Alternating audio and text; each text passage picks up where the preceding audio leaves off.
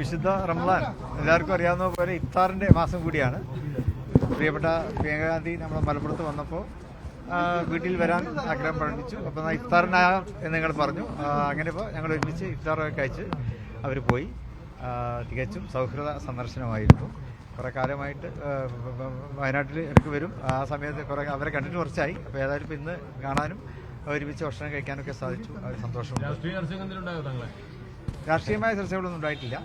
അവരിവിടുത്തെ കാലാവസ്ഥയെക്കുറിച്ചും മറ്റു കാര്യങ്ങളൊക്കെ വിശദമായിട്ട് പറഞ്ഞു. ഇലക്ഷൻ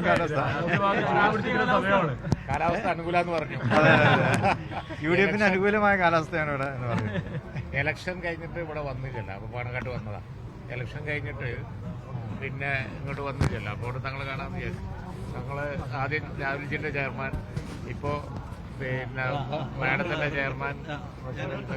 അതാ അപ്പോൾ ഒന്ന് വന്നു പോയി, അത്ര തന്നെയുള്ളൂ. വയനാട്ടിലെ മുസ്ലിം ലീഗിന്റെ പ്രൊജക്ടിനെ കുറിച്ചൊക്കെ അവർ ചോദിച്ചറിഞ്ഞു. അവിടെ ചുരമലയിലെ ദുരന്തത്തിൽ ഇടയവർക്ക് മുസ്ലിം ലീഗ് വെച്ചു കൊടുക്കുന്ന പ്രൊജക്ട് ഉണ്ട്. അതിനെക്കുറിച്ചൊക്കെ വിശദമായിട്ട് അവർ ചോദിച്ചറിയുണ്ടായി. കഴിഞ്ഞ ദിവസം അവർ മുഖ്യമന്ത്രിയുടെ ആ പരിപാടിയിൽ പങ്കെടുത്ത കാര്യങ്ങളും ഇവിടെ ഞങ്ങളോട് പറഞ്ഞു. നമ്മുടെ പ്രോജക്റ്റിനെ പറ്റിയും ചോദിച്ചു. വളരെ ഫാസ്റ്റാക്കി എടുക്കണം എന്നൊക്കെ പറയുന്നുണ്ടായി.